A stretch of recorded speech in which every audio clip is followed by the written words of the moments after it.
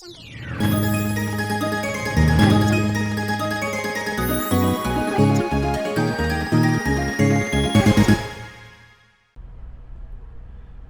and welcome to Brian and Friends News. I'm Justin Bader. And I'm Eric Person. Today is packed with some great news, so let's get started. As some viewers may recall, to the beginning of President Obama's presidency, the bust of Prime Minister Winston Churchill mysteriously disappeared from the Oval Office. This left many people wondering what had happened, and we may now know why it is no longer in the Oval Office. Some people called this act a failure to represent the greatness of Winston Churchill. President Obama went to the state that he has a bust of Prime Minister Winston Churchill in the Treaty Room. He said that the bust that was in the Oval Office was a loan from British Prime Minister Tony Blair to President Bush, which was returned to Britain at the end of President Bush's presidency. Obama placed a Martin Luther King Jr. bust in that space to represent the greatness of Dr. King. Wow, Eric, that's pretty interesting. Another recent story involving politicians, for those of you following the presidential race, John Kasich and Ted Cruz are to team up against fellow Republican candidate Donald Trump. They hope to stop him from getting the Republican nomination. Donald Trump came back, stating, lying, Ted and Kasich are mathematically dead and totally desperate. Their donors and special interest groups are not happy with them. Sad. It will be interesting to see how this race to the presidency turns out, especially with Donald Trump having half the delegates' votes. What a harsh comment. Seems like this political race is taking the place of the Kardashians for the time being. While talking about the political race, I'll now tell you all about the other leaders, global leaders think about Donald Trump. Global leaders are beginning to ponder the impact of Donald Trump's presidency and what it would mean for relations with the U.S. In Asia, some American allies are concerned by Trump's suggestion that the U.S. should pull back from its military presence in the region, which they fear could strengthen China. Some European leaders have also criticized Trump's statements, but are still waiting for more specific policies with respect to Trump's success towards the Republican nomination.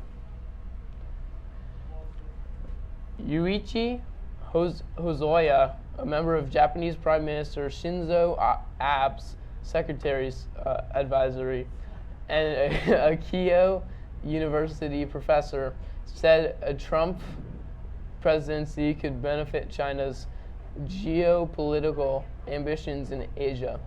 China wants the U.S. to pull away from the region as much as possible to create a regional order that maximizes China's profit and security. Mr. Hosoya said, but let's get started on some sports.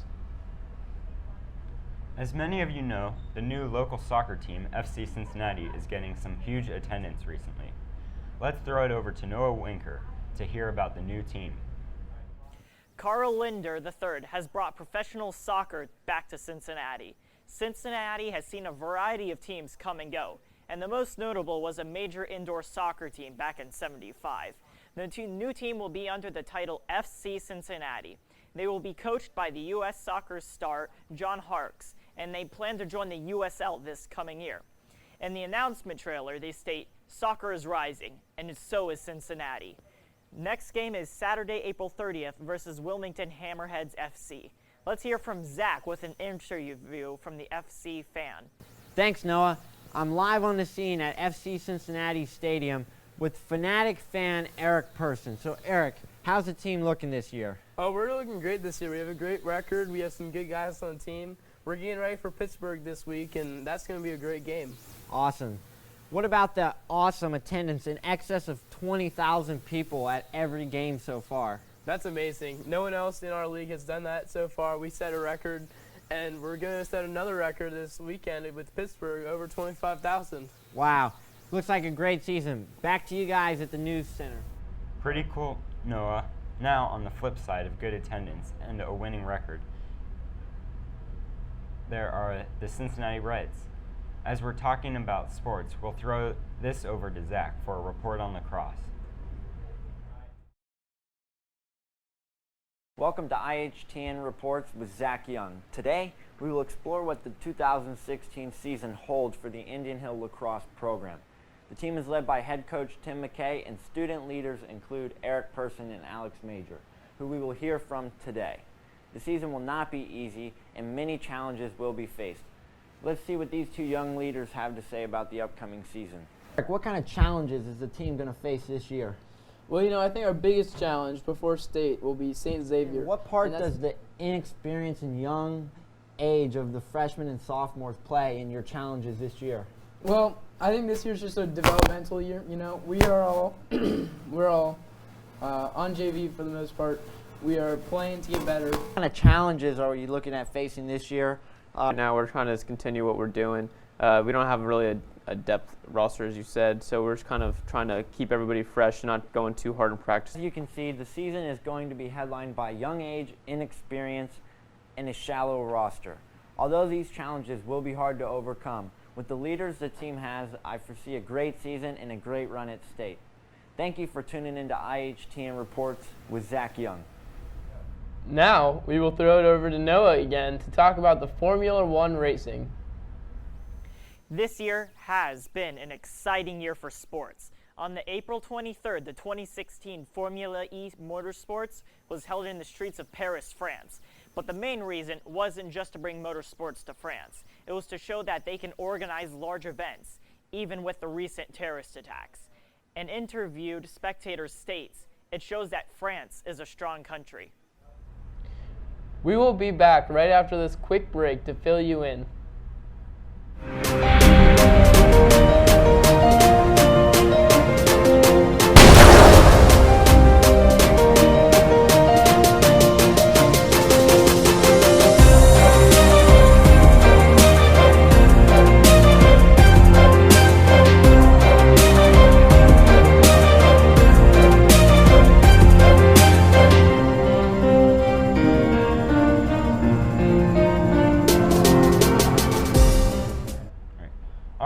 Welcome back. Let's jump right into the Reds. Currently, with a record of 14-19, the Reds are not doing so hot. Let's hear from Noah, our sports expert, again. Next, we'll take a look at some more local events. On the April 21st, the Cubs beat the Reds 16-0. The reason for this was Jake Arrieta, an incredible pitcher for the Cubs. On Thursday, he pitched a no-hitter against Cincinnati's team, the second ever in his career. Red Zone Jay Bruce says, "We were dominated." Thanks, Noah. Let's hope the Reds can pull it out together for Cincinnati. I'll now give you a quick report on why not to eat in the library.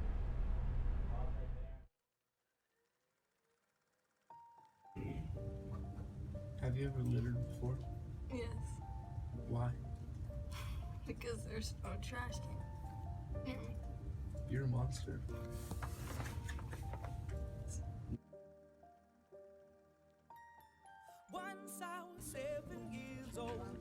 What do you think about littering?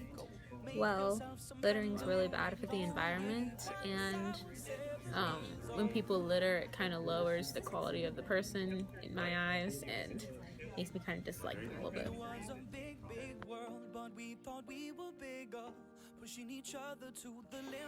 Some animals swallow trash and then end up accidentally choking on them and eventually dying.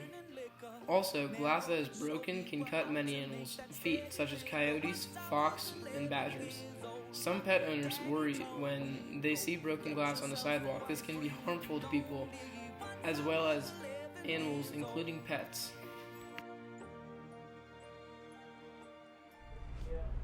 Now, in world news, a 27-year-old man in a German train station is said to have psychological and drug problems.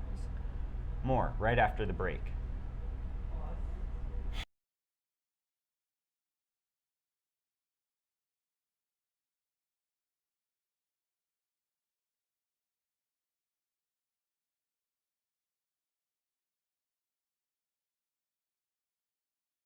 Train wreck. The 27-year-old German man killed one and injured three in a knife attack. He was later brought down by police. So far, there is no evidence of a terrorist motive.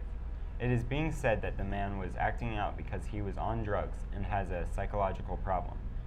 It is still unclear, and we will keep you all up to date. Well, on the brighter side, with Mother's Day coming up, let's turn it over to Alex to hear about a new Mother's Day movie. Theaters now is Mother's Day.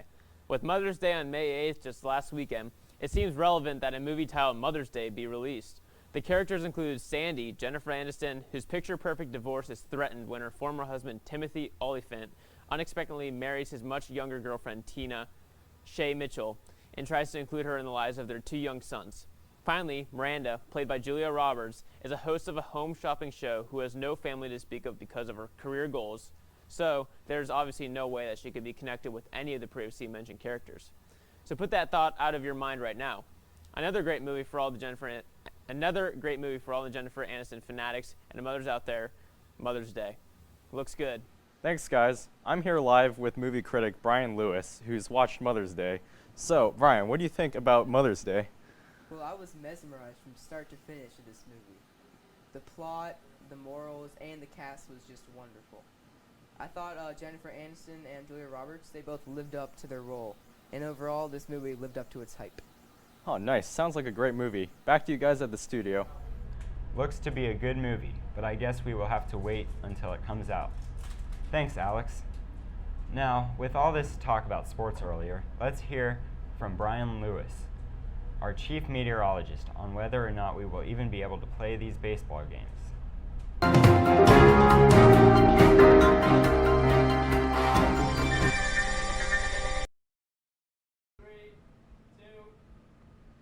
Good afternoon, I'm Brian Lewis from the Brian and Friends News Center. I'll be your weatherman for today. Let's jump right in at what the temperature looks like for today. It's a nice 72 degrees, great time, go outside, play some basketball. However, there are some clouds, but they're thinning, so the majority of it's gonna be sunny. It's great. We're gonna look at what today, the temperature. So you can see Cincinnati, as I mentioned earlier, it's a 72 degrees. However, up here in Michigan, it's going to be 40, maybe even 30, so this might come down. It'll be a little colder later today. We're going to look at the weather radar. In Ohio, you can see it's clearly, there's nothing there. We're not getting hit at all. However, if you look down at Colorado, there's snow, thunderstorms. Watch out for that. And all this is going to, in a couple hours, is going to swoop over to Ohio. So get ready, bring your umbrellas. This is a cloud. We're going to look at the clouds. So down here, there's a big bundle of clouds. Same with over here. There's a lot of clouds getting hit. And right now, Ohio is pretty clear of clouds. But these clouds might come over to the Ohio area, and it might be a little cloudy the rest of the day. So this is the snow warning down here in the south of Ohio, like at Hamilton where we are. 4 inches, nothing bad, great temperature. However, up here in the north of Ohio, looks like we're getting hit hard. 6 inches of snow, might have a snow delay, even might have off school if you're lucky. Finally, we'll move into our 7-day forecast. Friday, you can see, as we mentioned earlier, 72 degrees. Saturday, however, is 62 degrees, and there's might be showers, so watch out for that. Sunday, is the Flying Pig Marathon. It's going to be a warm, great temperature. However, the rain might ruin some of the running. Finally, next we go into Monday with similar temperatures. It's warm throughout the entire week. However, there's a little more clouds. Tuesday, showers, but same temperature, still a warm day. Wednesday, we finally get to see some of that sun and a beautiful 70 degrees. Great time to go outside and play. Finally, Thursday, similar to Wednesday, it's going to be a great day. That's all. Back to you at the center. Thanks, Brian. Sounds like we will have an interesting week of weather coming our way. We will now throw it over to Alex for a throwback look at this year's March Madness. The sport of basketball has been in existence since the year 1891 when founded by Dr. James Naismith. After years of revolution, the game has reached new heights and added many new components to make it more freer flowing and entertaining for the audience. From elementary school to the pros, basketball is one of the most popular sports in the United States and the world. With this year's March Madness going on now, it's hard not to talk basketball as brackets are being busted and Cinderellas are forming. 'Tis one of the best times of the year for many as upsets are prone to happen and madness is guaranteed to occur. Kansas, the favorite for this year's title, is on to the Elite Eight and possibly Final Four, where it will face Villanova and Louisville. On the other hand, Michigan State, another favorite for this year's title, was upset in the first round by Middle Tennessee, in which many can argue as one of the biggest tournament upsets in March Madness history. March Madness is always an intriguing part of the sport and a miraculous time of the year. Now let's get the opinions from Tyler Johnson and Brian Lewis on what they think of this year's March Madness. Tyler, what do you like most about March Madness? I really like the unexpectedness of the tournament and how anybody has a chance against any other team, except for 16 seeds. What's been your favorite part of this year's March Madness tournament? My favorite part has probably been all of the upsets from the double-digit seeds. Thank you. Brian, what do you like about March Madness? Well, I love the upsets. You can go. There's so many games to watch. You can have a bunch of screens up, watching all the games, and then just like 12-5 upsets. Just love them. What's been your favorite part of March Madness this year? So far, it's definitely been Middle Tennessee upset against Michigan State because everyone had them. Yeah, I like that one too. March Madness is a great time of the year. It brings the entire country together for an entire month, with happiness and devastation occurring from every game. This year's Final Four in Houston is due to be a set of entertaining games with a variety of potential blue bloods in Kansas, Indiana, and UNC. I'm Alex Major reporting on March Madness this year, 2016. Have a great day.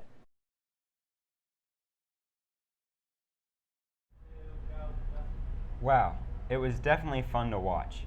On a more serious note, a massive wildfire that hit Canada last week has forced almost 90,000 people to evacuate. Dry and extremely windy conditions are fueling the blaze, which has already scorched more than 1,560 square kilometers and ravaged the city of Fort McMurray. Public Safety Minister Ralph Goodale said Saturday, and quote, "The situation remains unpredictable and dangerous," end quote. He told reporters, "The fire is about the size of Hong Kong and almost 25% bigger than New York City. It has already wiped out at least 1,600 structures and sent plumes of smoke as far away as Iowa. We are wishing all affected by these fires a quick and healthy recovery." Now, Benny will tell us more about Apple's annual keynote address.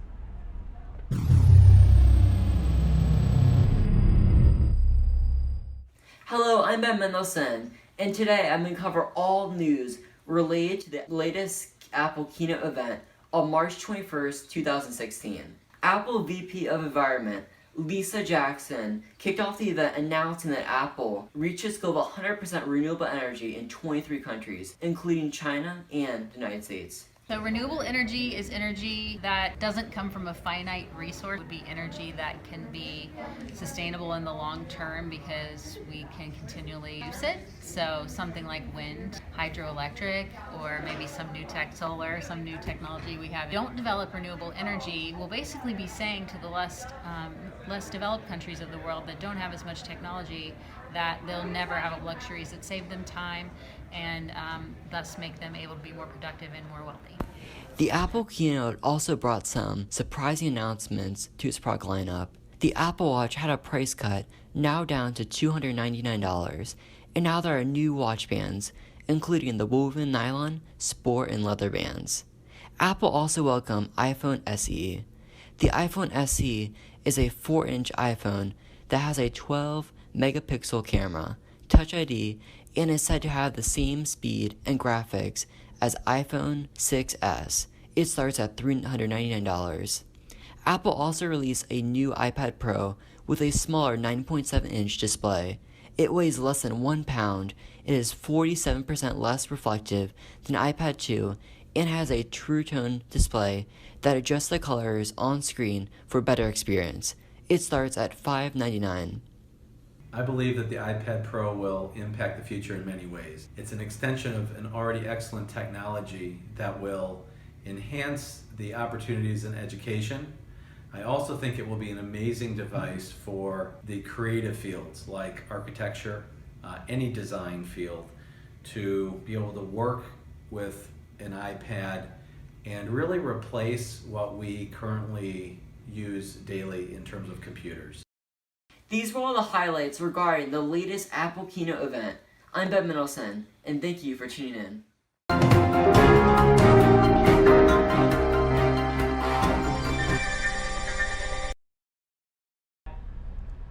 Thanks, Benny. That's really cool to see.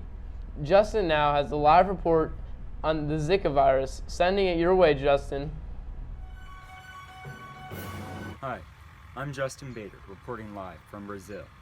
I'm going to talk to you about the Zika virus, which has currently affected over 3,500 people in Brazil.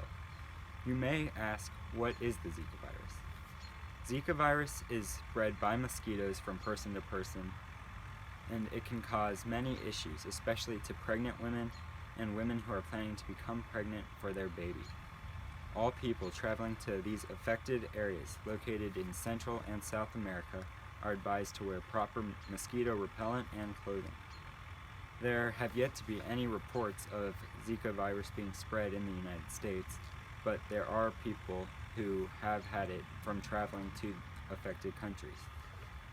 People in Florida and other southern states should be aware that it could be spread there because mosquitoes can thrive in these temperatures. It is unknown how long the effects of the virus would stay inside. For pregnant women specifically, because since the epidemic started, the incidences of microcephaly, a devastating birth defect, have skyrocketed. Microcephaly is a condition where a baby is born with a small head. Because the head is so small in those born with the condition, the brain is small too, meaning it's underdeveloped, which can cause a whole range of other health issues, like cognitive deficits, seizures, feeding problems, vision problems, and hearing loss. Unfortunately, someone who has a child and has been in these areas. It also poses a threat for people who are wishing to compete in the Olympic Games in 2016. These games will be located in Brazil. Certain athletes such as Hope Solo, the soccer star for the USA women's team, have already stated that they will not be going if the issues do not get solved soon. This could be devastating for some athletes. Everyone is hoping that there will be a vaccine figured out by scientists soon. I'm Justin Bader. Thank you for watching. That is a scary topic indeed. Hopefully they can get things under control soon. Thank you for turning in to Lewis News. Have a great day, everybody. And stay classy.